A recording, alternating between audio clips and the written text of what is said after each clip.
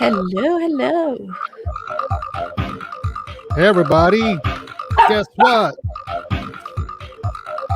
It's Thursday, That's right.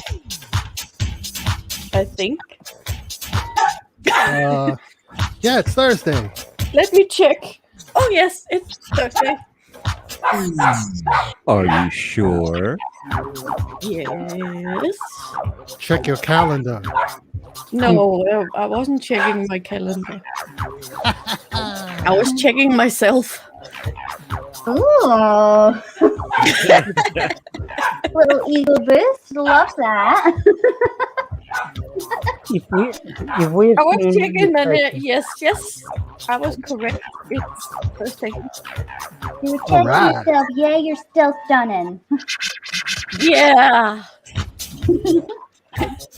No, Winters, it's not Friday. Oh, wait Hey. a minute. Isn't Winters to get his wrench taken off him? Oh, was he? Yeah. Oh, that is so nice. That is nice. But the Yeah. chat keeps moving. Am I doing the right one? Ow. No! Damn it. Sorry. Hey, everybody. Good morning, good afternoon, good evening, or whatever it is, wherever you might be. Ow. hello. Sure you can, Wow. Dora. And we have a special guest You- today. The African Humanist. Ta-da! Yay! Oh, no, wait. Hello. Hooray. Good to have you on there. Thank you. Thank you. It's good to be here. All right. Finally. Yeah.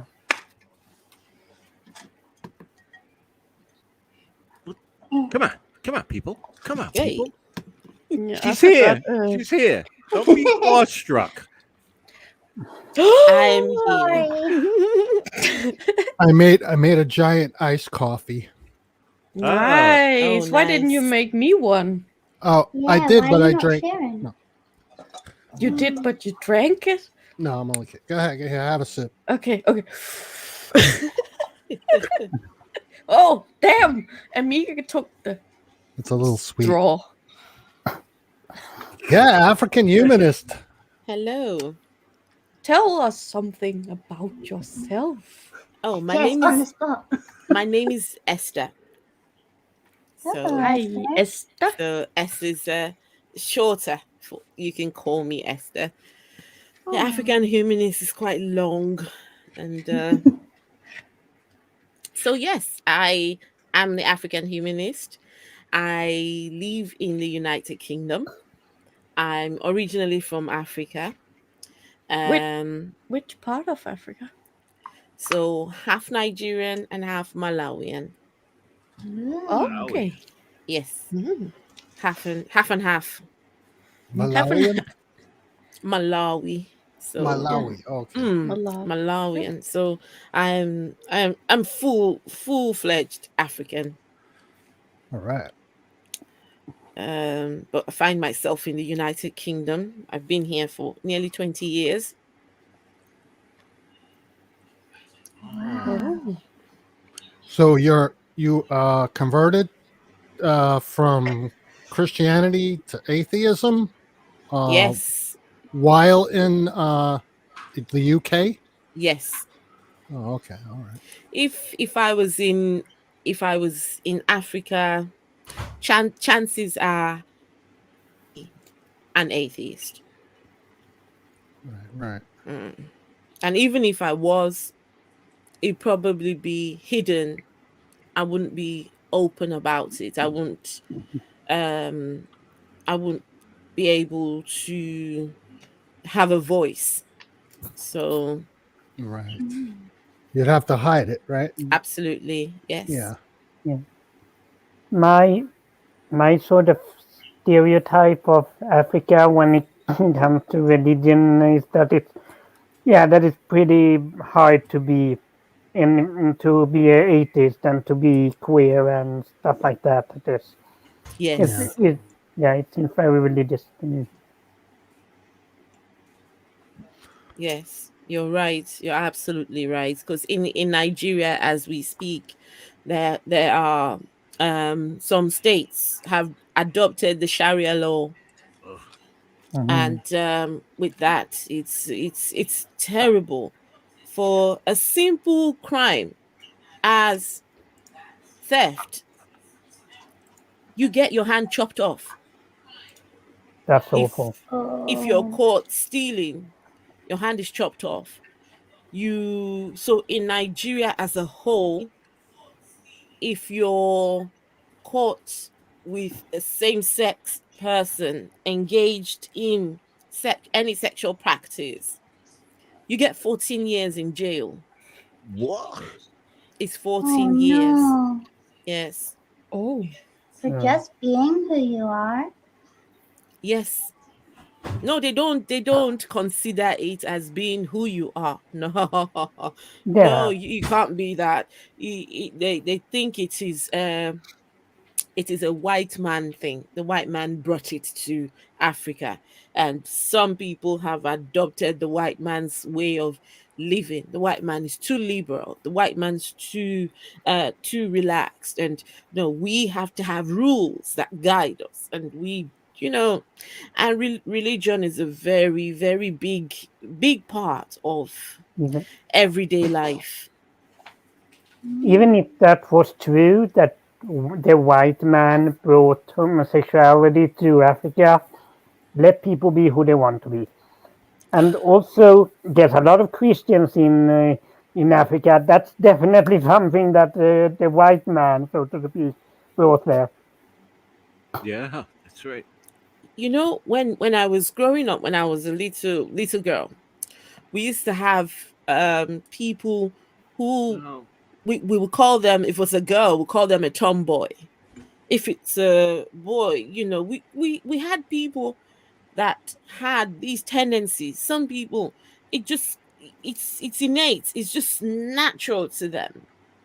They haven't adopted it from anywhere, they haven't copied it. They think that it's a learned behavior. It's not learned. It's some people just are born that way. Mm-hmm. I think Mm. nearly people, well, everybody.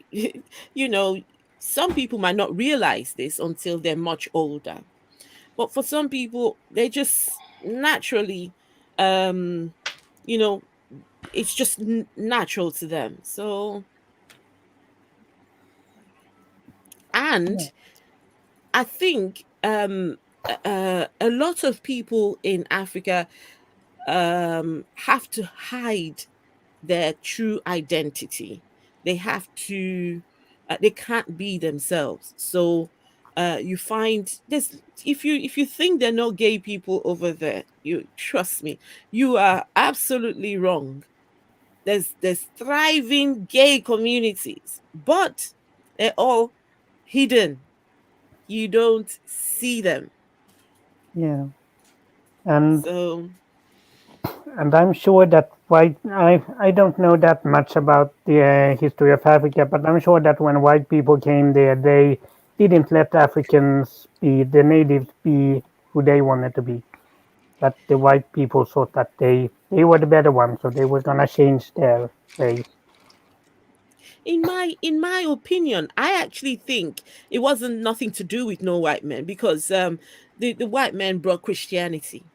And if you know Christianity does not allow you to be with a same-sex person. Yeah, yeah. So it's got nothing to do with that, I don't think. Mm-mm. No, I just meant the hypocrisy that like there were probably traditions in Africa that people weren't allowed to to perform because white people thought that white people tradition were better. Mm-hmm. But yeah, Christianity doesn't like queer people. No, no, not at all. Well, are you a recent convert, or have you how long have you been working on your conversion, or whatever you want to call it? I'm not sure what to call it. Deconversion, Deconversion. Okay. 3 years. So it's been about 3 years. Yes. Okay. We already have a question. Oh, we what do. does Christianity say about lesbians? Not What, good whatever, things, whatever, I can whatever. imagine. Yeah, but come to think of it, Christianity does not address being a lesbian. It talks about a man lying with a man. But Oh. actually, if you go back to the translation, that is not what it says. Okay. It I've was heard that. translated wrong, apparently. Mm-hmm. Oh. Yeah, it is. And so imagine You know like what? all the years that I can't remember exactly, so I don't want to just say exactly and be Okay. wrong. But imagine all the years that's been such trouble for people, and then to be like, well, actually, now what do you think that's being translated wrong? Well, there's a problem. I can interpret or translate the Bible any way I wish, and so can Linda, so can Amiga, and Yes. so can everyone on this panel, and we'd all be correct. Oh, I Yes. mean translated into English wrong. Like what it was said, like what it actually said. Like there's your opinion on what things say, but there's actual words that were there. If you know what I mean. I don't know how to explain Yeah. it. Yeah. I actually understand. I understand what you're saying, Etty. I'm sure the original words in Hebrew, That's the I couldn't think. original is it Aramaic? The language is Mhm. Aramaic. The original Yeah. words, when translated, had nothing to Yep. do with what the English version It was is. just people swaying it to their own opinion. Well, there are also some words that are not translatable, so they have to be. They were made up. They were words were made up to replace words that could not be translated. So that's problematic in itself because you're not getting the original translation. You're getting a made up translation that has nothing to do with the original text. Well, there is no original text. We don't Well, have. yeah, Yes. that's another thing. We don't have an original Bible. no. There Period. is no. Oh, sorry, it's- just punched my mic. It's Or a biased translation. Exactly. Yes. Yeah. Well, like I said earlier, each translation is correct, and how that can be, I don't know. Go ask the Episcopalians if their version of the Bible is correct, and they'll tell you yes. And then if you go and ask the Baptists, they'll tell you, oh no, our version is correct. But then you go and ask, you know, Yeah. some Ask other denomination, and they'll say, "Oh, wait, but our interpretation is the correct interpretation." And So if you go to Pennsylvania, but I have an analogy I use. It's like Christianity is like a failing hard drive. It's fragmented, and it just gets slower and slower until it just breaks down and fails. And it may take a while, but eventually it's going to become so fragmented that it won't be able to sustain itself. It wouldn't. So, Can I answer that question asked by Winters? In Africa is the Orthodox Christianity the majority? And if that's the case, do you know why? Okay, so think about colonization. So when the white people came to Africa, they came with Christianity. So I would say a wide proportion of Africa has Christianity as their religion, but then there's also Islam. Islam is also a huge, but I would say that Christianity has the majority. It's the majority religion.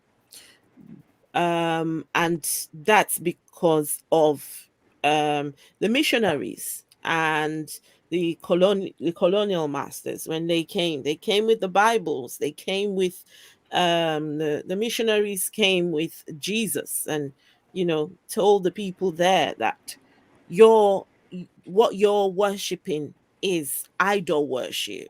That's what you're worshiping will take you to hell. You've got to worship our Jesus. Our God is the one and only true God. So here you are, take him and dump your religions. So yeah. Mm.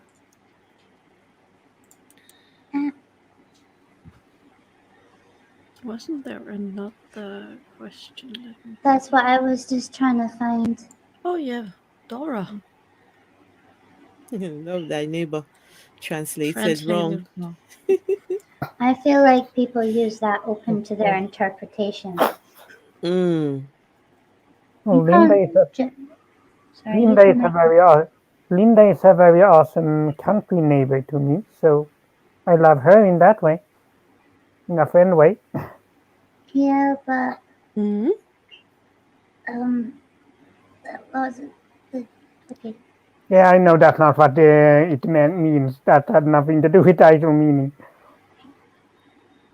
Just that our countries border each other. I just mean they pick and choose when they decide that that's a good idea. Yeah. Some people pick and choose when that's a good idea. I don't want to Yeah. tar everybody with the same brush. Yeah, that's the thing. You can't put everybody in the same box. You can't. But then there are things that are common to Yeah. each person with each religion. Like with Christianity, the foundation is Jesus Christ. You have to Yeah. believe in Jesus, and then comes the other things attached. But Jesus is the foundation. And I don't know if you guys heard, some Christians on the 12th of August are going to have a global day of prayers to end atheism. Oh, okay. It's on Facebook. Just global. They I think as at yesterday there was about 1,300 people had signed up to. Oh, So about 1,300 had signed up to go, and 1,700 people are interested in going to this global day of prayers to end atheism. is that because something about the 13th, the day after? I don't know. But when you go and have a look at it, I tell you, it is the funniest thing. It's as if all the atheists decided to gather in the comment section. Oh my goodness. I was having a fun-filled time. The atheists are asking, okay, so on the 13th, when your prayers don't work, are you going to accept now that prayers don't work? Some other people were asking, some other people were asking, okay, so your prayers, what exactly are you asking? Are you asking God to wipe us out, kill us, or to what was it, kill us, or end our beliefs, or something like that? So what exactly is your prayers going to be? Another person asked, Yeah. are you going to stream this live so I can Sorry. sense when your prayers, I can feel the effects of atheism leaving my body? Well, the atheists say that they're atheists because of the claims made by religions. Yes. Yeah. Uh-huh. So Uh-huh. we don't take the claims as legitimate. So in order for the theists to pray away the atheism, that would mean they would have to change their own position as well. Right. Yeah. And I don't know if I count as an atheist, because some people take it like simply not being religious. So like if you don't know, if you but some people take that you don't at all believe in a God, and like, do I count or do I not count? That, There are I don't know if different there's a God. names for Yeah. them different categories as well. Yeah. though. We got Mm. another neighbor. Micro. I mean, what? We have another neighbor Oh, cool. in the chat. And also, so they're telling God to make us not be atheists. Does God need to be forced by his followers to show us what is correct? I mean, God has had billions of days before where he could do that. Mm-hmm. Yes, but then when you think about it, we are all atheists. Everyone is even Christians. All the people who are going to come together and pray these prayers, they're atheists too, to the other religions in the world, except the one they believe. So how is that going to work? And someone was also asking them, so what's the plan? Are we all just going to, okay, so which one of the 1,000, how many religions are there in the world? Thousands of religions. Which one of these are we going to start believing? Yeah, You know? and even if we choose one religion, which version of that religion? Which version, which sect? The Christianity in its own has how many? Over 40,000. Someone was saying over 40,000 versions of Christianity. So which one is it? Well, according to Google, it says that there are estimated to be about 4,200 religions, churches, or denominations of religious bodies, faith groups, tribes, cults, movements, ultimate concerns, which at some point in the future will be countless. Is Jedi's on there too? Sam, are you into Googleism? Google is a friend sometimes. Well, I don't need Google. I have a husband. That's one of my signs.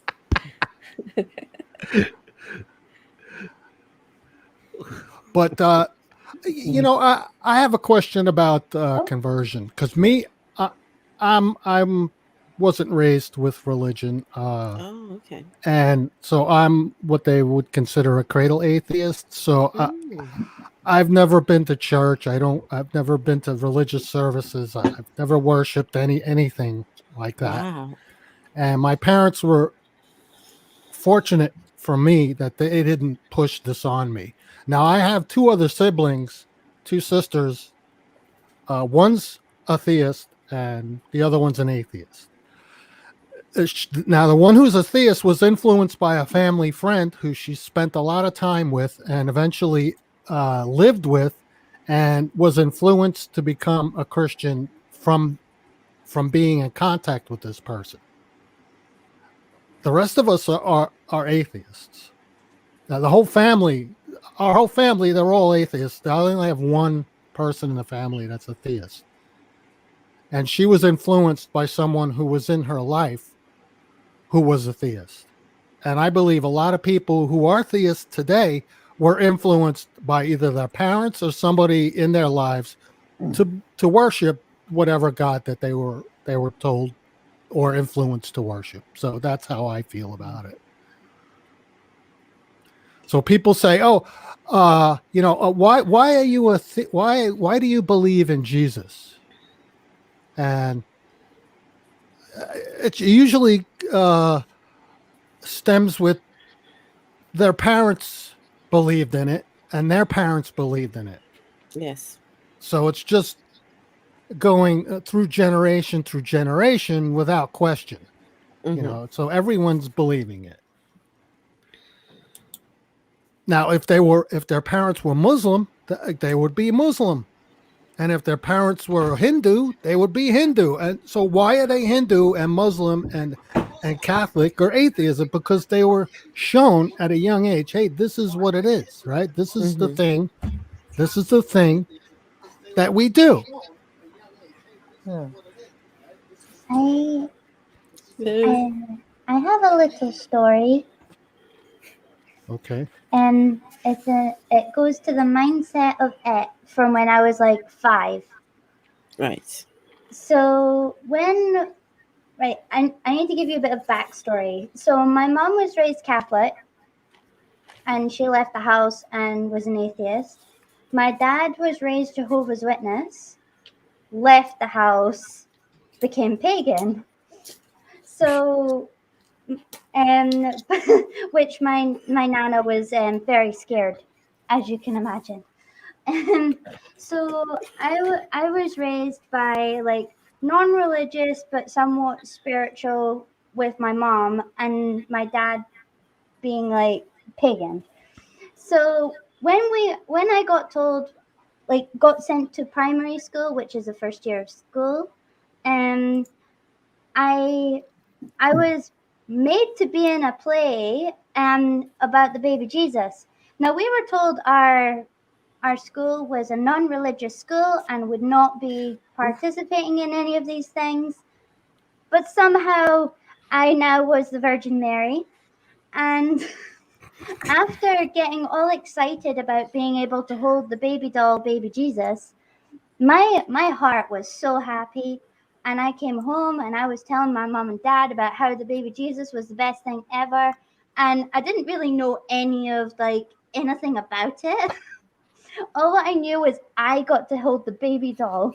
So therefore I converted for a whole like 2 weeks to Christianity when I was a child, because I thought that meant I got to cuddle the baby doll, baby Jesus, all the time. But apparently it was only around Christmas, and I was so offended when they took him off me that I was like, I will never believe in him ever again. And Oh. then the same thing happened next year. So my mom and dad ended up having to buy me like a children's Bible, but they were both like, "Oh my God, this is terrifying," you know, because they both left like these really intense religious upbringings to find like to tell me you can be anything you want to be. And of all things, I'm like, I love the baby Jesus. But obviously when I got older, I learned that obviously this was not what I was really wanting. Just wanted the doll. But I feel like that happens a lot. Like a lot of children, like a lot of children are taught these things in school, and they think like, oh, like what a lovely person, like, and then they start to, you know, it kind of happens from there, right? Like, did you, as well as like parents or friends of family, it's what you're taught in school as well.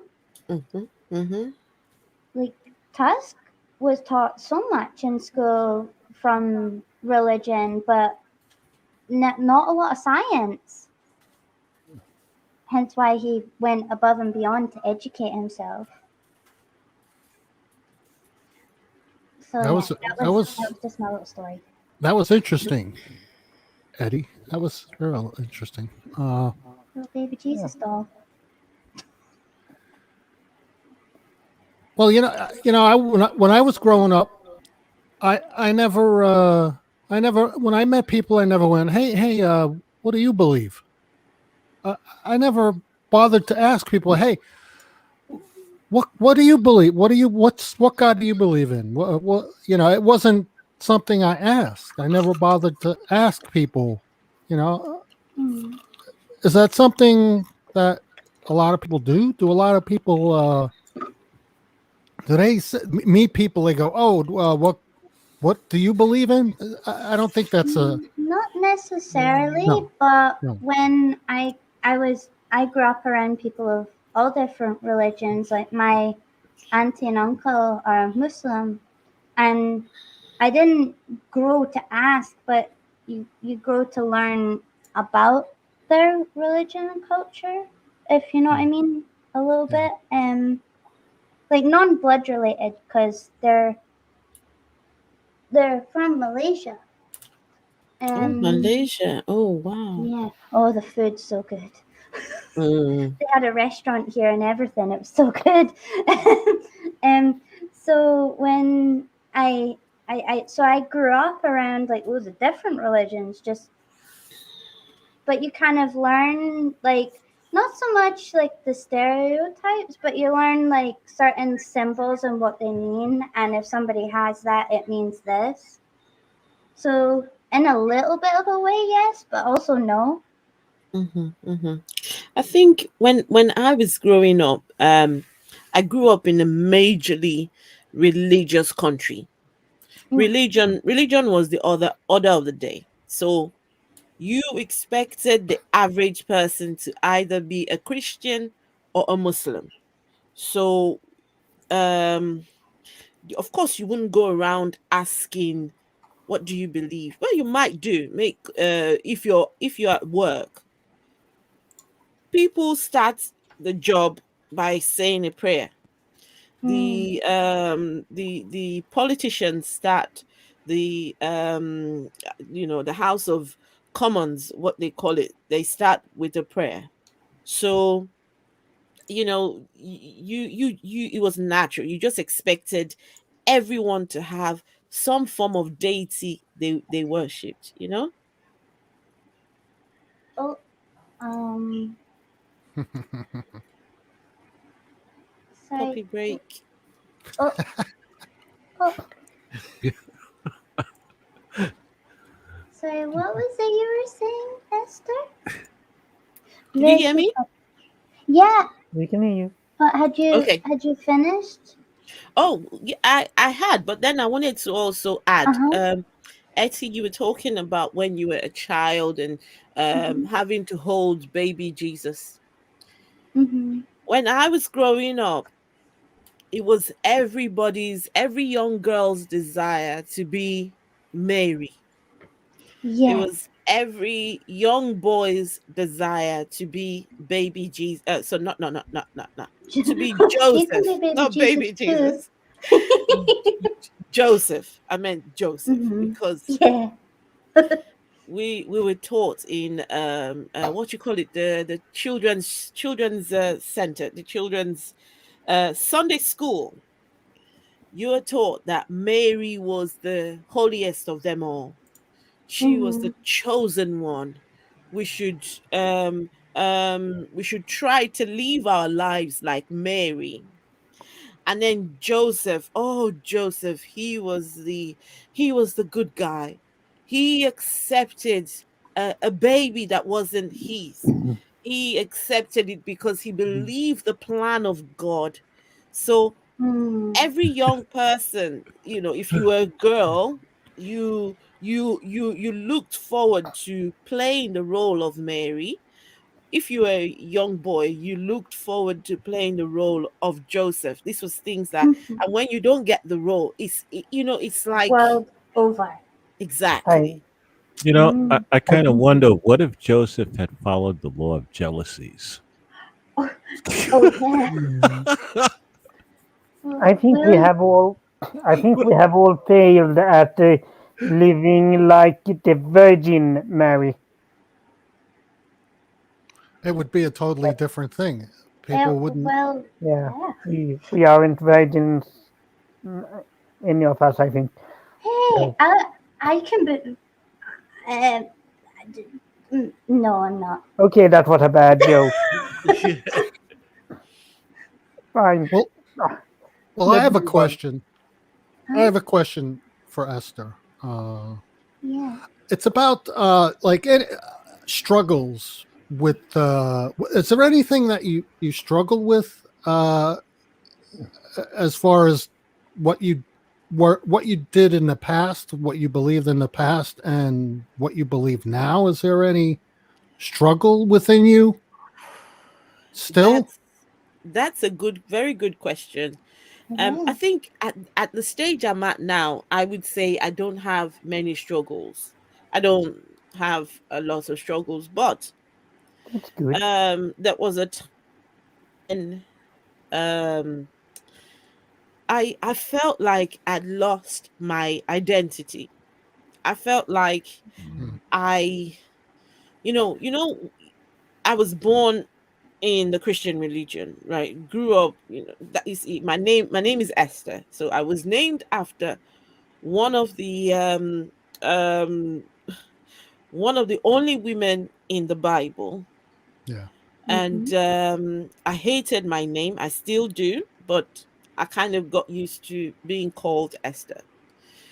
I at one point I asked my mother, why would you name me Esther? I hate the name. And she said, well, we are Christians. And um at the time you were born sometime around Easter. And that's why we chose to call you Esther. Okay. So when I came away from the religion, I felt like I'd lost a huge part of myself. It felt like a baby learning to walk. Okay, I'm asking myself questions like, who am I now? What am I allowed to think? What the things that I used to feel guilty about, like you tell little white lies. When you tell a little white lie, you think, oh God is going to strike me, he's going to punish me for saying things like this. But then you think, now I can, just, well, I generally don't lie. I wouldn't, just not in my nature to do that. But then, um, things like sexual sin, things like, okay, so the things that we were taught, it was drummed into us: man, woman, babies. That's it. Anything outside of man, woman, babies is a sin. So I now have to, it's like trying to pick up a new identity, trying to ask myself, okay, how do I live my life going forward? So what I chose to do was to I've got neighbors who are not religious, were never born in a religion, whenever I just look at them, how do they live their lives? What guides their everyday life? And um how are they moral people? It was so surprising to me that the ones without a religion were good people. These people were better than the people who had a religion. You know, the it was alarming to me because I didn't think you could be a good person without religion. Honestly, I did not know that that was such a thing. According to the Hebrew Bible, Queen Esther was born with the name Hadassah. Yeah, I know about Hadassah. And what was I saying? I was going to say something. Yeah, I think I What? have I answered your question. Oh, yeah. Yeah, sure, sure. Yeah. Well, the funny thing is, the woman that influenced my sister to become a theist, her name is also Esther. Mm. And she was very influential in turning my sister into a theist. My sister to this day is now a theist, but she's the only one in the family who's a theist. And she was influenced by a friend of my mother's whose name is Esther. Just it's coincidence, truly coincidence. Um, One thing I sort of with how you live and stuff. I don't know if this is how it is for you, but I can imagine that for theists who become atheists, that it can be that, for example, if when you were religious, if you were very homophobic and transphobic, that then when you leave your religion and understand that there's nothing wrong with that, that those feelings can still stay a little, and you have that lingering in you. Yes. Yeah. The funny thing is, when I was a Christian, I was what you would consider a liberal Christian. Um, there were things that I didn't agree with when I was a Christian. I wasn't homophobic at all. Um, I wasn't racist. I wasn't, there were things that I just the Bible tells you not to sit in this seat with in the seat of the scornful, the sinners, But there were things that I didn't agree with in Christianity, but I still identified as a Christian. So when I became an atheist, it was easy to. There are just some things that I was just never homophobic. Just never, never, never, never. Mhm. And it's funny how, because I was never homophobic, some people some years ago tried to shame me and say, "Oh, you must be a lesbian. If you are, if you support the act, then you must be a lesbian. You're this," and trying to shame me into, But I just wasn't that way at all. I was, allow people to whatever sex they want to have, as long as there are no children involved, as long Yeah. as that there's consent. Feel free Yeah. to do you. Hmm. Taya agrees. Oh, That that I was think that was that Milo. yeah. Oh, okay. Milo, the little coughing old papa. Yeah. Milo agrees. Taya probably agrees too. I had another question. I forgot what it was. It had something to do with what you just said, but I don't remember what it is. Trying to remember. What was your favorite food growing up? Yes, food. Yeah. Now this is my language. Mm-hmm. Favorite food? Yes. Rice, rice, rice, rice, Yes. rice. Anything rice. And However you cook the rice, yeah. Rice was when I was growing up in Africa, rice is the staple food. It's the mhm, food you had rice with everything. The rice was the main food. And then you can have vegetables, you can have, your uh fish, beef, whatever you put on the side, but rice was the main thing. So I think it was culture, just growing up in a place where you ate rice every day.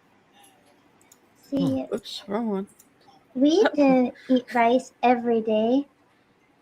Mm-hmm. Well, not every day, but it's either rice or noodle that me and Tusky every day. Right. Rice However is you Right. cook genuinely my the favorite. rice. Any opinion on fried rice? Fried rice. Yummy. As long as there are vegetables in the fried rice, you're good to go. I think you can have fried rice in whatever dimension. I've seen some rice and I think, okay, this doesn't look like rice. Fried rice. I I love the Chinese the way the Chinese make their fried rice. That's my go-to thing. I Mm. love that. mm, I like jasmine rice, or I like Oh, rice made yes. with coconut, and Tuss Mm. does a really good rice and peas. Oh, I've Now watched that's my I've language. watched I've watched some of Tusk's videos. His cooking Oh, his cooking videos. Oh yeah. mm. See, you're gonna have to suggest something because I want to try whatever you think is a Okay. good meal. So you're gonna have to bully him. Well, I'll bully him. You send a message. I bully him, and because I wanna try one of the foods you liked growing up. Because Okay. actually, that's one of the few foods I've not been able to eat a lot of. Foods from Rice. Africa. Although Would oxtail be considered? Oh yeah. Oh, listen. Oxtail. You're talking rich people's food. Oxtail. That's rich people's food. See, here Mhm. it's not. Here it's not. They won't even Mhm. give you it from the butcher. Mhm. You have to bully the butcher. Yeah, because they get rid of it, don't they? Yeah, here in the Mhm. U.S., that's peasant food by Yeah. the Spanish. Oh, that's rich people's food. Oh Oh. no, Ed, I Ah. think you upset. Sorry. Cover your ears, Oxy. Too late. Well, I have another question, and it's about the fear Yeah. that religion instills in people, and how a lot of people struggle with getting rid of that fear. It's the fear. It's also the fear of heaven and the fear Hell. of God's wrath and the fear of hell. It's like two Yes. different types of fear going on there. Now, is that Mm. something that you struggle with, or is that something that I don't know. Do you Okay. understand the question? I do. I understand the question. And just wanted to say hello to Jeff in the chat. I see him. Um, right. About hell. I was terrified of hell as a child because we when I was growing up, I didn't have um the kind of church we went to where I consider them a cult now. We were asked to get rid of televisions. We were asked to not give it to your neighbor. You were asked to destroy it. You destroy your television. No earrings. No, your hair had to be covered up to your ear. Your ear was not allowed to be showing. The clothes you wore the women had to wear their clothes up to their the wrists. Sometimes if it's too hot, you can have it up down here. Then women were not allowed to wear trousers. So women could not wear men's clothing and vice versa. There were so many rules, so Was many rules. was this like And Christian Sharia? yes, yes, yes. Mm. I Um wouldn't have dealt well with and that. I only um wear trousers. part of this was teaching. We were taught about hell from when we were really really young, so we never had anything like um movie nights. Our movie nights consisted of going to church to go and watch movies like The Burning Hell, Pilgrim's Progress, those kind of Christian movies. And The Burning Hell, we would watch actual, fire burning, people crying, people wailing, gnashing of teeth, and all that stuff. And then when they're done with the movie, then they do an altar call and ask you to come and give your life to Christ. I'd go back home afraid to close my eyes and go to sleep Oh, because I was afraid that I might die unworthy. I might die and go to hell. So I suffered really bad insomnia when I was really young, and this was all as a result of the fear of going to hell. It was so real that going to sleep was a problem, because what if I died in my sleep and I am unworthy? So the fear of hell and just the fear of everyday life, it was like living, you're taught that God is watching you 24/7. Oh, God knows everything you do. God knows everything you think. So even when I think something, and don't get me wrong, it didn't stop me from doing bad things. It didn't stop me from having sex when I was young. It didn't stop me. But when I'm done, then the guilt, I God forgive me. forgive me. I mean, many a time I'll go to my boyfriend's house, I'll come back home and kneel down by my bed. God, forgive me, forgive me. And I think when I started watching the Atheist Experience, and watching a lot of things, it was a video by Matt Dillahunty when he talked about hell that really, really, made me start to think, okay, this fear of hell, um, you know, I think it was only 2 years ago I was able to get over the fear of hell. So it's still a very recent thing, but I'm no longer afraid. Not anymore. No. Yeah, Well, a I'm lot glad of you're people not. that's really weird. that Yeah, that's like one of the main things that a lot of Christians have to contend with is that fear that's left behind when yeah. they. So I'm glad that Mm, you're able to, overcome that. yeah. God has Thank a you. God has a special place for you where He will send you to burn and suffer for eternity. But He loves you. Mm-mm. Yeah. He Yeah. loves you absolutely, and this God, he's so loving. He loves you so much. He had to send his son to die. He had to get people to kill his only begotten son for you. Yeah, He loves you so and much. He He wouldn't decided spare his own child. if Well, nothing happens without God wanting it to happen, then He killed him. He killed Jesus. Wasn't it really more like just you know, like a weekend dirt nap? He was. Yeah, sort of. Yeah, I Hey, mean, man, a sacrifice usually means that something was given up in order to yeah. have a sacrifice. Now, in the case for Jesus being nailed to a cross and then rising from the dead, where is the sacrifice in that? There is no wait, wait, sacrifice. wait, Yeah, wait. No, I got nothing. Sorry.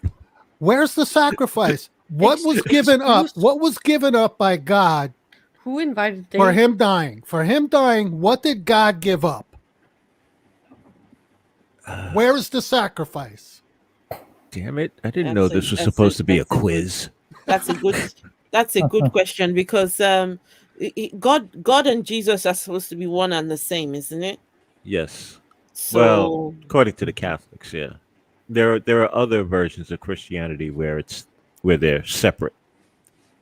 They're yes, Well, some the, separate people, entities. some Christians, I've heard some Christians say that the Trinity doctrine is an evil doctrine, Yeah. and they don't believe in the Trinity at all. Right. well, that's problematic in itself because that fragments the religion. Because when you have people who are believing different things and claiming to believe in the same God, that's problematic, Hmm. isn't it? It is. It is problematic because think about, Christianity never started until Jesus' death and resurrection. So that's what started the Christian religion, right? Because it's a followers of Christ. These are Christ's disciples, Mhm. and um, so Jesus and the Father. So, but Jesus was sent by the Father somehow, whether you believe in Trinity or not. Jesus was sent by his Father. So they must have agreed somehow. They must have come into some kind of arrangement, some kind of contract. I can't. I start to think about it now. Imagine God, saying, "Okay, I need somebody to go down to earth to go and die for those people, those bad people, those evil people down there." And so, who will go? I've had Christians come and tell me, "Oh, but Jesus gave himself willingly. He wasn't forced. He gave himself willingly." So I was just Uh-huh. imagining a scenario where the father says, I need somebody to go and die for those lot down there. Who will give themselves up? And I can see Jesus coming saying, I'll go. I'll go to go and die for those people there. Well, to me, that's not a sacrifice. Now, if I was to sacrifice my life for something, do I come back? That's the sacrifice. I don't come back. That is the sacrifice I'm making. Now, if an all-powerful God thinks he can kill himself and then come back to life, and that's a sacrifice, that's not a sacrifice according to the way humans look at sacrifice. It may be a sacrifice from an all-powerful God's perspective, but it's not a sacrifice within a human perspective. Yeah, I think the sacrifice must be the fact that a God will reduce himself to come as the human, to come in human flesh, to live as us, to feel like us, to eat like us, drink like us, all that good stuff, just to transcend from being a deity up there to come and be a peasant, or to, because he don't forget, this was a God entity. This God entity was born in a stable. He was in the lowest of the low. He was, I think that must be what the sacrifice is. Right, but yeah, I understand that, but then we would need to have something to compare it with in order to make that claim, in order to have a mechanism by which we can make that assessment, and we don't. I can't make that assessment. We can say these things, but they're just not demonstrable. We can't demonstrate them. You know what I'm saying? And We you can. think that's a problem for Christians, that they can't demonstrate something? Well, yeah, but they can make claims, but they can't demonstrate the reality or truth of the claims. It's just one claim after another claim after another claim, and then it's circular logic because they go right back to the text, which is the claim, and they use that as evidence. So it's like, wait a minute, you can't. The book is the claim, and then you say, well, I get my proof from Scripture. So you're using the claim as evidence for proof of the claim. So you're using the book as evidence, and you're using the book as the claim. So you can't do both. That doesn't work like that. You can't use you can't use the claim as evidence. You can't. Someone, the very first time I heard somebody say the Bible is not the word of God, I was thinking, it's the word of God. Until I started asking myself, well, come to think of it, you cannot call the Bible the word of God because God didn't write it. These were words of men. So all the claims in the Bible are all written by men or humans. So well, God did write one tiny part. which one? He wrote one of the 4 sets of the 10 Commandments, which were then broken, smashed. So, yeah, but you see that again, Amiga. That is a claim that can't be demonstrated. That you could say that all day long, but without any proof or any citation, it means it's useless. It means nothing. I was just putting on my Catholic hat for a couple of seconds, man. I didn't. No, wait, but it is useless because think about it. Moses goes up this mountain, right? Stays up there for 40 days and comes down with 2 tablets. For all you know, Moses might have got a little stone and be, scratching onto this big stone and come down and make the claim that I got this from God. Well, that's true. We don't know what the burning bush was made out of, really. No, we don't. And Nope. then the one that interests me right at the moment, what's interesting to me is the whole rapture story. And I start to think in my head that the whole rapture story has been derived from the book of Revelations, right? So someone had a revelation thousands of years ago, and people have worked out from someone's revelation when the world will end, what's going to happen when the world and this is all someone's revelation. And according to that scripture, John, we don't even know who the person is, because I've gone to have a little look what John. So it's not the John who wrote the book of Revelation. It's not the same John the Apostle. No, it's a different John. And apparently he was alone. He was on his own when he supposedly had this revelation. So my question is, how do we prove this claim of this revelation? You And can't. people have worked out a whole rapture, this rapture that's going to take place where people are going to be, there's going to be the big trumpet, and people start disappearing, going. Esther, Esther, there are nine. There are nine more books.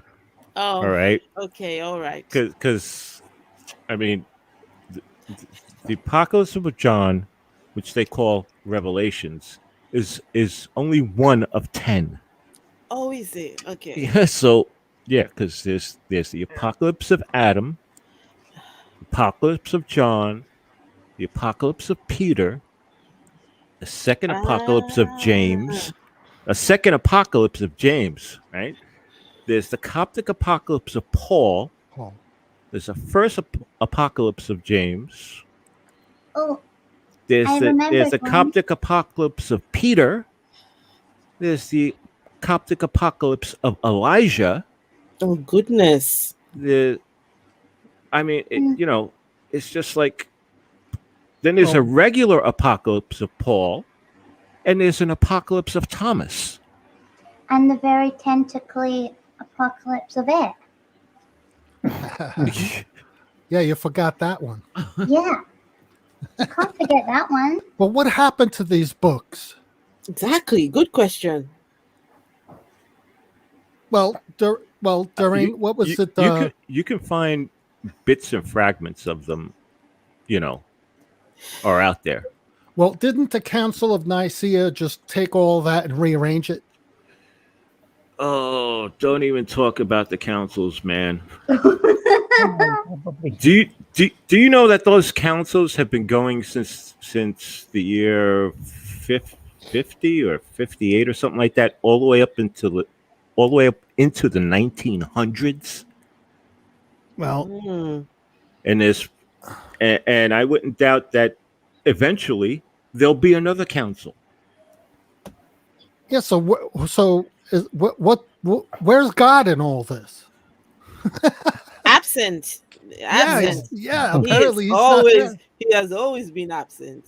Never bothers to show himself. So some years ago, okay, now let's see, over 20 years ago, I was in a church where we had somebody come, a visiting pastor, to come and teach us about the rapture and what's going to happen. He got out. I still remember him going on the. He had a board where he was writing. He was calculating numbers and figures from the book of Revelations. He was calculating, this means this, and this means 10, and this means and all of what he was saying, he worked out a what you call it now, a formula, and the whole formula was to tell us that the world is going to end soon. And there was something he said that's got my attention. He said he has worked out from all the formula he had written in the front that the world is not going to, he will not see death. Him who was teaching us will not see death. He's going to be raptured. He has worked out the date, the time, the hour, the minutes, the seconds from the formula he had written. I cannot remember what and what, because it was a long time ago. I couldn't remember what numbers he was, but everything he got was from the book of Revelations, and he made that proclamation that he will not see death. He's so certain that he's going to leave this earth via the rapture. Well, that's a bold claim. Jesus said in the Bible that his apostles wouldn't see death, that they were going to experience the rapture. Yeah. So he did it first. He did that before it was cool. Well, have any of you seen? I don't know if any of you guys know about this, but Matt Dillahunty has an ongoing challenge to the theistic God. He has, it's an ongoing challenge. It's been, I think it's like 15 years. The challenge has not been met so far. And what Matt Dillahunty did was he took a spoon and he bent it, right? And he put it on his dresser. And the challenge was, okay, just have your God unbend the spoon. Your God's so powerful and your God is real. Demonstrate that by unbending this spoon right here. The spoon remains bent to this day, and it was bent like 15 years ago. So either no one is asking their God to unbend the spoon, or it's just not happening. It's just not happening. Can I just say something? As far as the amount of councils that there have been, there have been 24, if I'm counting this right, 24 different councils. Oh, wow. Eddie? 24 of them. That's neat. Eddie, you were talking. Oh, what did you say, Ed? It was only to say that me being a little brat in the hardest of times, I would have just swapped the spoon and be like, ta-da! I win. Although that would have been less than helpful and very not the point. But yeah, I don't know why somebody hasn't thought of just doing that. Well, I have a challenge to any theist with their prayers. I have a shirt in my closet that has a missing button. Now, I would like that button to be replaced. Simple request. Wake up tomorrow and it's there. Yeah, but God works in mysterious ways. He don't work like that. He'd rather help you find your keys. He might help you what are the weird prayers I've heard. Oh yeah, so the people who are praying to end weird, he's very mysterious, this God is. So he might not put your spoon back in order, he might not put your he doesn't work like that, but he needs your 10%. Well, you know what the funny thing is, God can win if he puts the button back on, but God can also win if he doesn't put the button back on. Because it's done enough to teach you a lesson. I'm just thinking, what does God need with his starship? Starship? Yeah. God doesn't need a starship. Yeah. And God doesn't need money either. Yeah. Yeah, because anything God does is a win-win. Even if God does nothing, it's a It's win. still a win. Yes. It's a win. Yeah, because all things are predestined. All things are the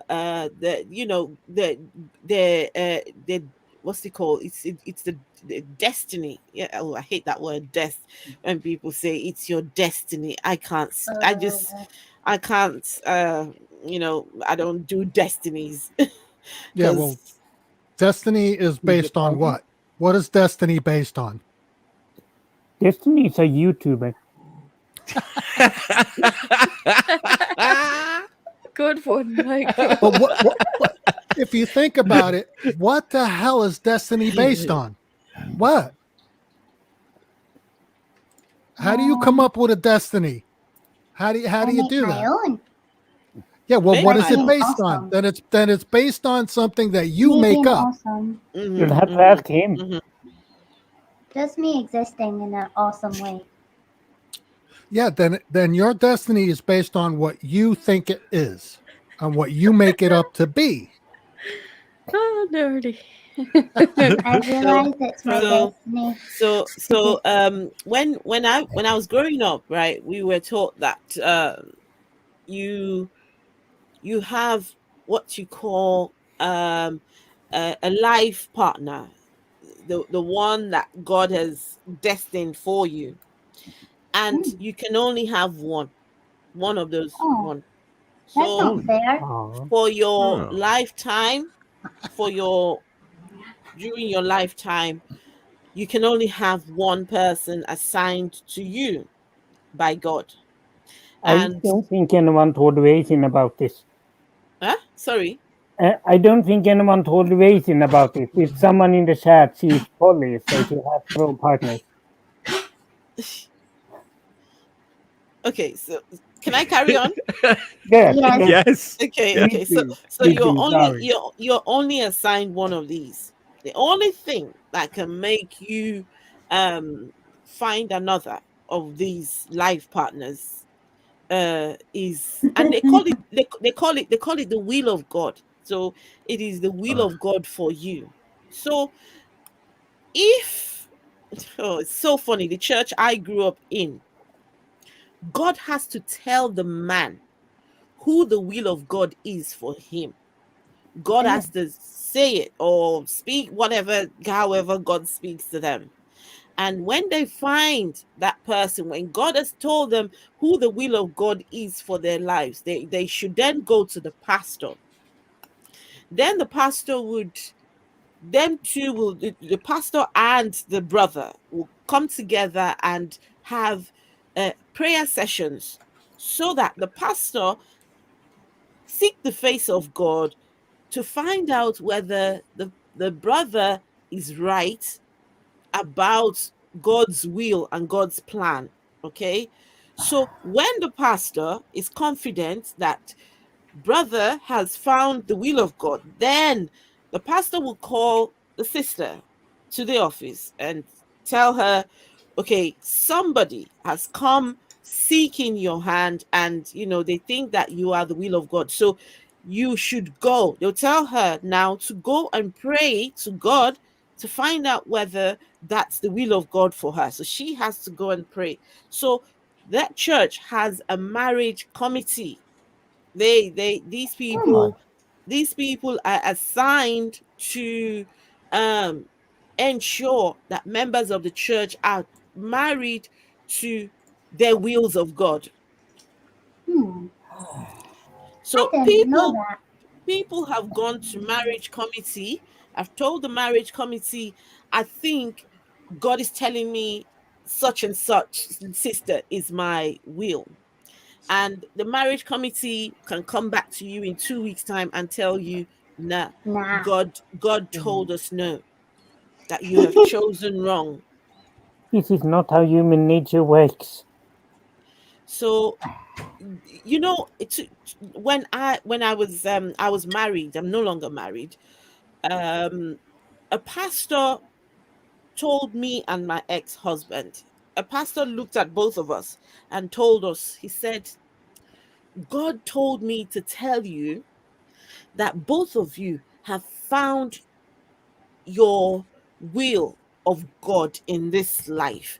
That God said I should tell you that if you had not found each other, you would have been unfulfilled with whoever you were with. So if I was with anybody else apart from my ex-husband, I would live an unfulfilled life. God would not have been in the picture because I had not found, but me and him have found the will of God for each other. And so when he would be abusive and be, because ended because of domestic abuse. When he would be abusive and he'll say to me, but remember what that pastor said, that Oh no. I am the one and only chosen for you on this earth. Well, I have a What question a there. nasty manipulative person. The pastor claims he got a message from God telling him this. Is Mm-hmm, that his Yeah. claim? Well, mm-hmm. how does he know that it was from his God? I, d- I don't know. Well, that's I the question I would have asked, and I I I I, would have I wanted some kind of not proof, but something that a way that he can explain how he knows it's his God that gave him this message. I That's what kind I of okay. kind of feel want. like So that's so can easy I? to say in hindsight. Okay, so let me just give you a little bit of humor. This is humorous. So my ex-husband moved on within 5 months. He had hooked up with my friend, and he's married to my Wow. friend now. So and now sometimes I laugh because I'm like, oh, okay, is she the other wheel? Is she the will of God? Because he was saying to me, but you are the will of God. You're the will of God. So, but now he's found another will of God. I'm like, how do these people, how do these people come up with these things? On the one hand, you are the will of God. So I don't know what she would be if, I was supposed to be the will of God. I wonder what she would be. Maybe she is I don't know, because the Bible says there's the good will of God, there's the acceptable will of God, and Acceptable. there's the acceptable will, there's the good will, and there was three different wills of God. There's three different. Uh, I can't remember my scripture no more. Oh, I'm catching on to this. Yeah, start off This with a third will. bicycle, then you go to a tricycle, then you go to a car, you go all the way up to an 18-wheeler. That's how Have, many have you wheels there are. Have you guys not have you guys not heard about these three wheels? The three kind of wheels of God. So No. No. God, No. Mm. let me see if I can find the scripture. There are three Wow. different. Is it three or four? There are three different kinds of the will of God. So, oh yeah, there's the perfect will of God. There's the acceptable will of God and the good will of God. So, what you need to strive for, you need to strive for the perfect will of God. But you can, if you had the acceptable, like it is acceptable, and if you had the good, it is good. You don't want to fall outside of the three. Oh, I When you found fall it. I when you found it. fall outside of the three, that's a no. I But found it. yeah, It's one the decretive will of God, the preceptive will of God, and the permissive will of God. Those are the that's how. three wills. Did everyone get that? The decretive will of God, the preceptive will of God, and the permissive will of God.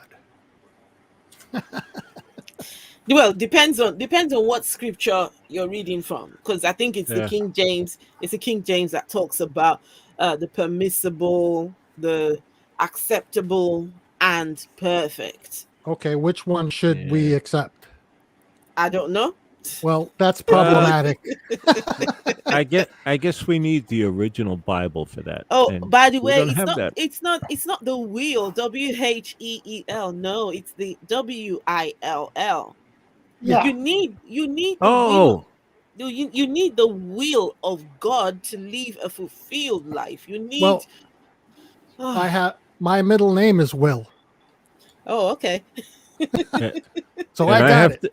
I I have got to Will. admit, I was thinking of wheel, No, it's not. as in It's WHEEL. not the. No, I knew I was on the same track as you, Esther. Don't worry. uh, oh. I So, was thinking about the angels that are shaped like a wheel with eyes. what? Yeah, I think there's a verse in the Bible where somebody's describing what angels look like, You see? See? and Wow. they're actually wheel shaped, and they're just nothing but eyes on the wheel. Oh goodness. Those are angels. Really? Yeah, and then there's angels who are have have like a cube head with four faces. I They're like just they're mixtures of humans and animals with this weird head that's got four different faces on it of like human and animals. Right. It sounds like Th- something you They're could find in the they're monster freakish manual, creatures. D&D monster manual. Yeah, yeah. Did I just I I just want to typed. Esther? Yeah. Did you tell us anything about your channel? Because I want people to know Not that yet. you do have a YouTube channel, and maybe if you could just describe a little bit about what you do on the channel, and Tell we'll have Amiga put a link in the side chat for people if they want to go and check it out. tell us about the crazy pastors. They're great. Yes. Yeah, So tell us about what you do on the channel. okay, so now Christianity in Africa is anybody. When I say anybody, I mean anyone can literally wake up one morning and decide, I heard a voice and God called me to be a pastor. And God has told me to leave everything behind and start a church. People have started churches in their bedrooms. They've started churches in their living rooms. In a school, they can rent a school, and there's hardly anything regulating uh who is a true man of God or who isn't. So now you have just about anybody starting a church. They are the pastors, and they have they are the judge and jury. They are be all and end all in the church because they started it. They are the founding person of the church, and so in their church they can do anything. And Geosam, you was talking about using the Bible to justify anything. They will find scriptures in the Bible that supports the acts and the evil things that they do. And so you see a lot of crazy things that churches. So when I came away from religion and became an atheist, I decided, look, there are people in Africa that still believe these things. There are people who, for some reason, believe that these pastors are sent by God. Oh, One pastor claimed that God came down and drank tea with him, and this pastor has over 40,000 churches all over the world. He's the one with the most churches in Africa. Oh, He has churches all over in the UK, the US. They're all over. was he in a He Louis Theroux documentary? was he in what documentary? A Louis Theroux? Louis Theroux. He might have been. No. He's not the one. He's not the one. Oh, The okay. pastor you're talking about, that's Mboro. Mboro is in South Africa. Oh, right. Sorry. No, it's okay. It's okay. I know the pastor you're talking about, the one who told the ladies to come with their panties to church for prayers. Yeah. Yeah. No, that's Mboro. Mboro claimed to have gone to heaven, and what was it Mboro said? He's been to heaven and come back. He'd spoken to God on one-to-one. So, it's just this crazy things that we have going on over there. And when they say that God has sent them and God has directed them to do these things, the people cannot question. They just go ahead because they're taught not to say anything. And I started the channel as a place to religion in Africa. Religion is seen as a revered thing. You mustn't speak against it.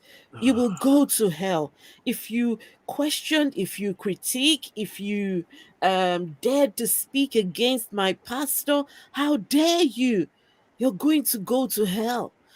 So I started the channel just as a place to talk about these things. And also atheism was a foreign concept. I had no idea what it was to be an atheist. You were either Christian or a Muslim, or you worshipped the juju and the traditional gods. But I didn't know what an atheist was.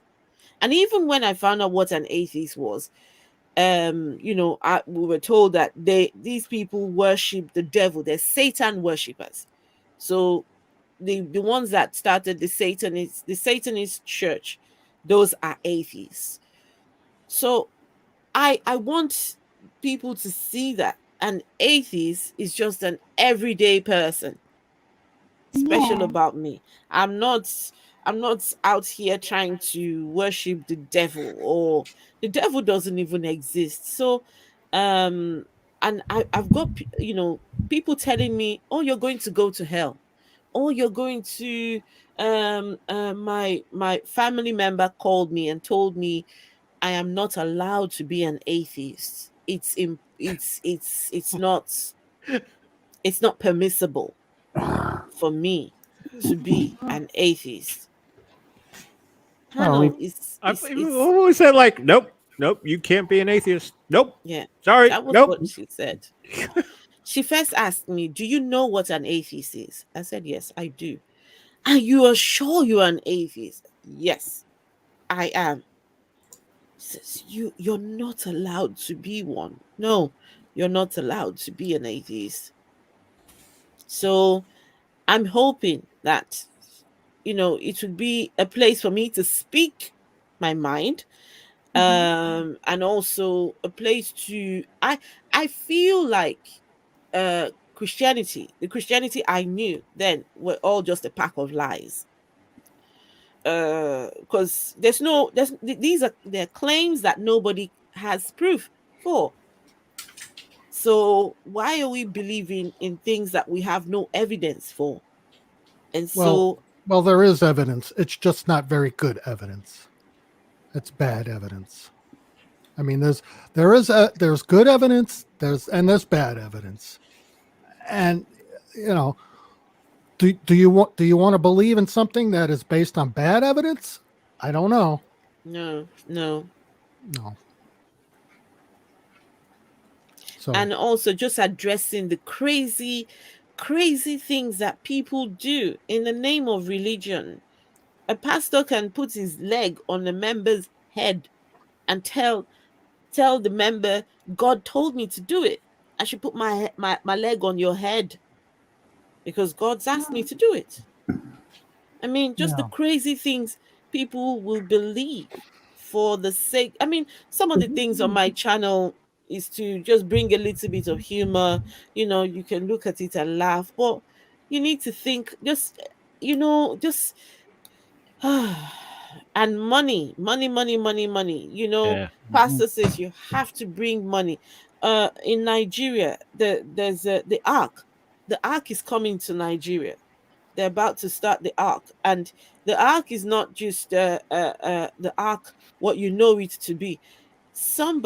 One of the pastors in Nigeria the ark is named this structure the ark, but what it is actually a 100,000 seater auditorium church. It's being built as we speak. As if Africa needs any more churches. Mm. Well, to them, that's money well spent, but I don't see it. It's a waste of money as far as I'm concerned. But God needs your money for some reason. Nigeria Needs it for his starship. Nigeria has been voted the poverty capital of the world, Nigeria. and somehow a 100,000 seater church is being built as we speak, but it is the poverty capital of the world. I mean, how does that make sense? So that's what that Nigerian prince was about. That's why he needed that money. Mm-hmm. Oh yeah, the one that asks you for all your credit card details. Yeah. Yeah.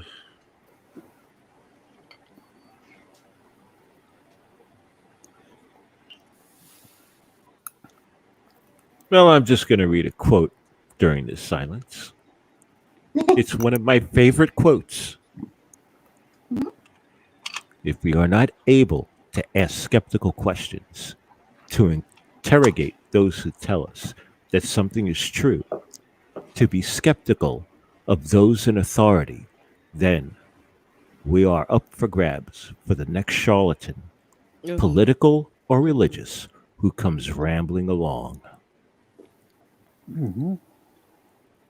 Carl Sagan. Well, that's right, because a lot of the preachers that I've seen in that Esther has showcased in her videos, they have this perceived authority. Yep. That is just non-existent. It's just not.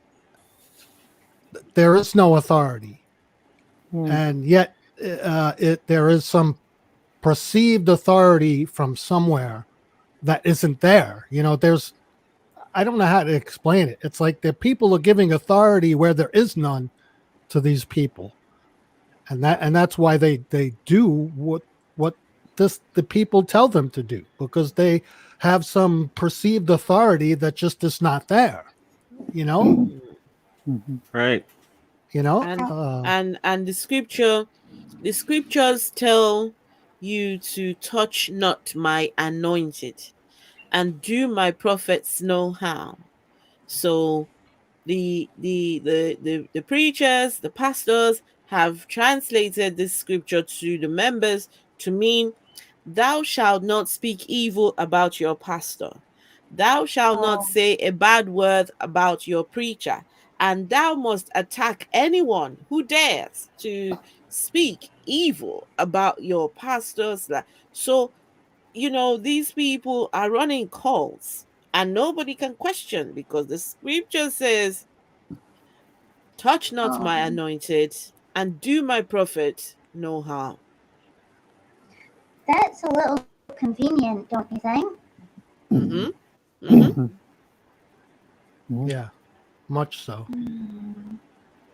I mean, that's why you can have people like what's his name, or the one who killed 900 and something odd people in his church. What's his name? The cult leader. Oh, the one Jones. with the Kool-Aid. Jim Yes. Jones. Yes. Yeah. And many of the people in his church were black people. They thought they'd found they thought they had found heaven on earth. They thought that they had this man would take us to the paradise. He would take us to, our destination. He did take them to their destination, but maybe just the means with which he, because they revered him. He was everything. That's so sad.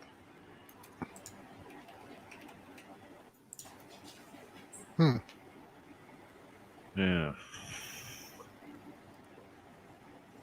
Well, I'm looking for this meme that I put together, but I can't find it. A meme? A meme, yeah, but it was something that was written by Thomas Jefferson that says, if I'm trying to remember the quote, if a God can't take care of its people and the people need to reach out to the government for assistance, that means that their God is not helping them. Then what good is their God? That's basically what the quote is saying. That if the churches need to reach out for the government or need to reach out to others for assistance, that means their God is not doing what he's supposed to do. Yeah.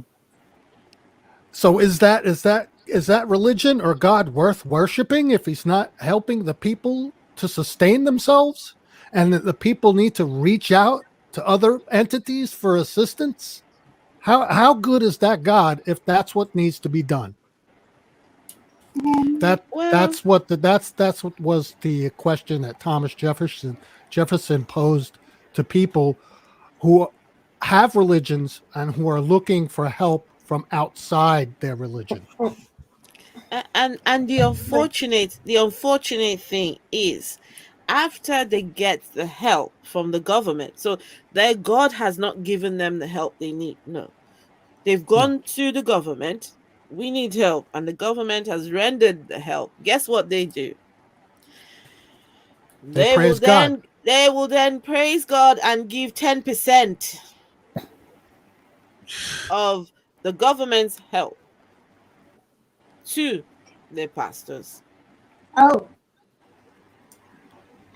It's a scam. I'm just gonna say it. It's a scam. Sure is. Can I ask a very distracted question? What's your favorite ice cream? No, but close.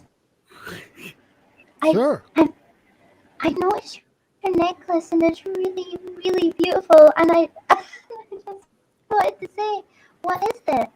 I can't see it properly. It looks so beautiful. And it's just been sitting there beautiful. And I'm like, I need to talk about it. Thank you. I was at a fair a couple of weeks ago. I was at a fair, and a lady had a store where she was selling jewelry, really nice. I love jewelry, so that's so my beautiful. you. Thanks. Do you have a favorite piece of jewelry?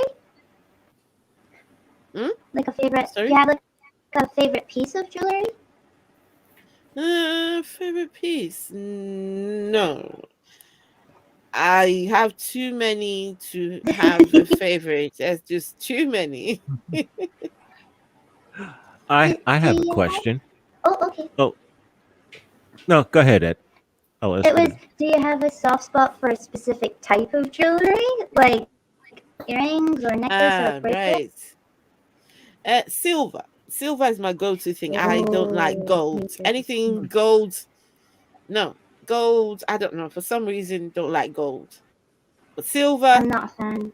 I love anything silver. Chain, earring, rings, everything I've got is silver. Everything, silver, everything. It's just, obviously I've been sitting watching it and I'm like, oh, it's so beautiful. I need to say something before I forget.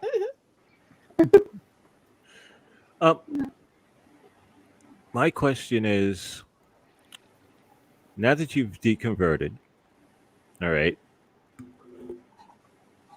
if everyone in Africa deconverted, what do you think they would spend their time on? Like, what do once you deconverted and you weren't spending all that time on religious stuff, what did you do with yourself? Fortnite. Fortnite. No Other second people life. things? Yeah. No, this is a serious question because Eh, Yeah. if a society is totally involved with one major thing, and that is religion, which, let's face it, doesn't, just being religious doesn't really produce anything for the society as a whole. Like, what did you do after you found yourself with all that free time not thinking about religious things? So, okay, I bought books. Books. So I've got quite a few. The God Delusion, Richard Dawkins books, Christopher Hitchens. I've got a few books, and also Sundays are the days when I spend time with the boys. I have a young autistic son. He's Mhm. 12 years old, and usually on a Sunday we would just do whatever he wants to do. He loves going on the tram. Oh. He just loves going on, just looking at things. He's autistic, so he just loves being inside the tram, looking at things going past. I have more time to spend with my two children when I'm not in church. My 18 year old son, when I was a church going person, we take him to church. He just never bought into the religion, just never. He couldn't understand how people believed this stuff. So I think he has always been an atheist, always just.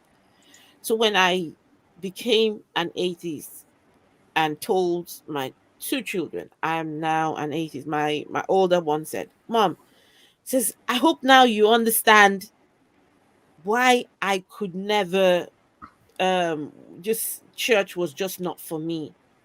I said, "Yes, now I understand." He said, "Mom, I would look at you people in church and wonder, how do these adults believe these stories in the Bible?" So I think part of the time that I have now is, spent just doing stuff on the YouTube channel and just doing things I would otherwise not have time to do. I have a small garden. I do some gardening. And what else do I do with my time? Watch plenty of YouTube videos. Yeah. So Well, people I stuff. go ahead, Ed. Go ahead, So Eddie. people stuff. Just doing Huh? people stuff. People stuff. Yeah, that's what you do with your time now that you're not in church. Yes. Spend People stuff. time with people. Yes. Yes. Oh, by the way, I've been told by my the church I used to go to, was a Church of England church. I've been told, "Oh, now that you're an atheist, you can still come to church. We know we don't discriminate. We miss you, and you still Aw. have a family here. You can still come." I don't know about that. It's Well, nice they that they need, said that. yeah, Yeah. It is their, nice. they need to keep their numbers high, right? So they're going to keep you on the books as a theist, even though you're an atheist, so they can increase their numbers.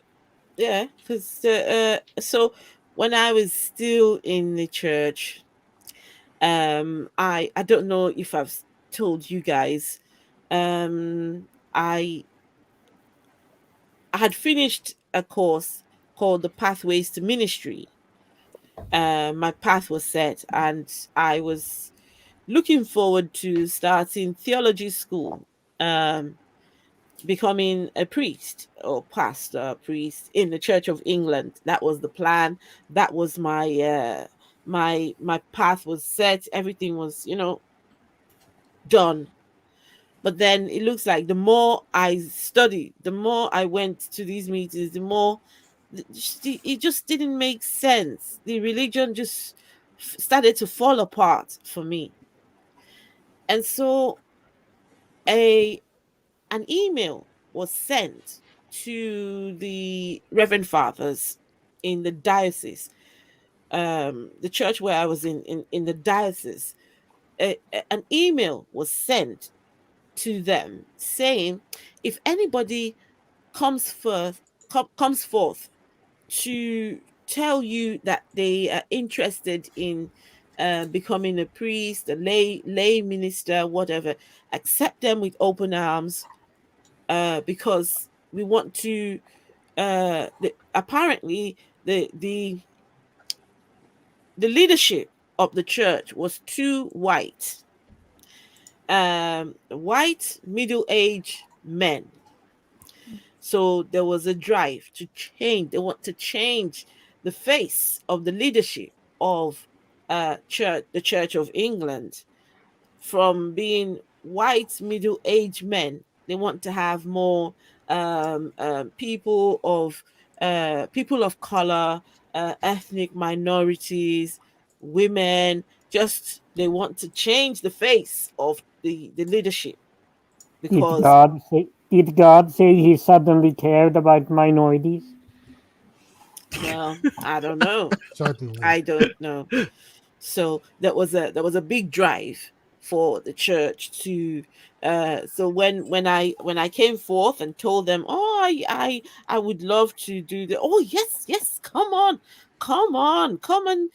So when I told them I didn't believe anymore, I'm sure that must have been a loss. But see, people aren't numbers or figures. They're people with their own minds and hearts. You can't just be like, oh yeah, we have X amount of this type of person in here. Like, nobody should be able to do that. Ed, you're breaking up. Am I? You're cracking a lot, yeah. Oh. A little bit. I put you further away. Is this better? A little bit. That's weird. I've done nothing different. Nope. Oh, Nope. Oh. that's okay. We're almost done anyway. Yeah, Oh. I didn't change anything. weird. Yeah, it just Yeah. started getting worse and worse and worse, and now it's really noticeable. So sorry. I'll mute. Have you ever read the Bible cover to cover as a theist? The answer is no. I tried. I honestly tried. At the start of the year, on the first day of the year, when you do your New Year resolutions, I think I will start my year reading the Bible. I get one of those yearly plans on how to read the Bible from day 1 to day 365 or 366. By day 3 or day 4, I'm off track. The Bible was too boring. Unfortunately, it was too boring a book. I couldn't Yeah. keep up. No. Those begats are brutal. Oh Yeah. goodness. Weekend. Oh, you should try Junk Shop Library. Oh yes, I do go on his channel, but he Yeah. recently changed the timing, so it's a bit awkward because The it's pronoun has late nights. So does anybody have anything they want to shill? Esther, you have a show or something you want to let people know it's going to happen, or Mm-mm. no? No, Okay. at the moment I haven't got specific Okay. times when I do shows. because the children are on this summer break. So I've got to do things with them, and it's quite awkward. So I'm Mhm. hoping that come September, when kids are back in school and we're back with a routine, then I can have specific times when I can do shows. But I would love to interview people. How did you leave religion? What was it that did it for you, that made you decide that this religion is not for me? So I would love to have those conversations. And if anybody would love to, it'd be an honor to have any one of you. Just, I'd like to have these conversations about how you left religion and what was it that did it for you. So this is an open invitation to anybody. Reach out to me and let's have a conversation. Oh, that's great. So anybody, if you're interested in being on the African Humanist channel and discussing your conversions or whatever, drop a line to her on her channel. Are you on Twitter? Yes, I am on Okay. Twitter. Yes. What's your handle? What's your handle on Twitter? Do Do I you know? remember it? Okay. I will. It's at something, right? I know that. Oh, wow. I'll come on. I was a Christian and a Muslim. Oh, fantastic. That is fantastic. Let me I will see if I mention can. to Tusk, because Tusk has an interesting story when it comes to religion, and he has a lot of stuff he could share with you. This is the Patreon outro. Thanks, everybody. And thanks, African Humanist, Esther. Wonderful guest.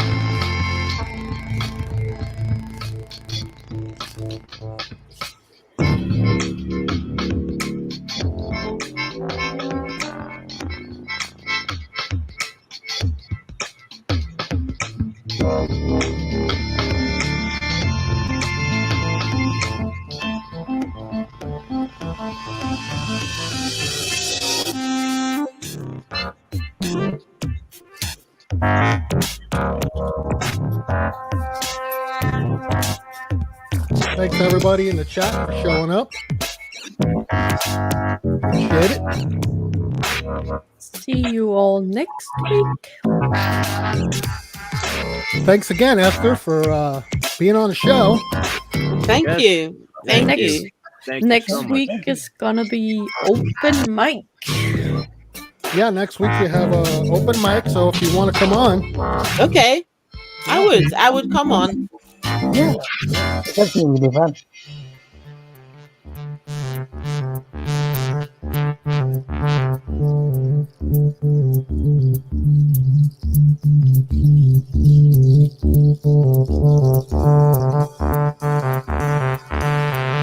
hey, no technical difficulties today. No, impressive. Are you All right. surprised? We got to stop that. Yeah, everything went smoothly today.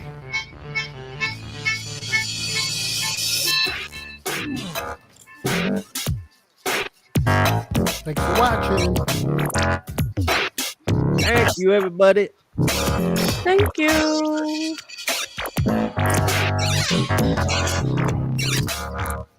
Bye bye, all. See you later. Okay, bye-bye.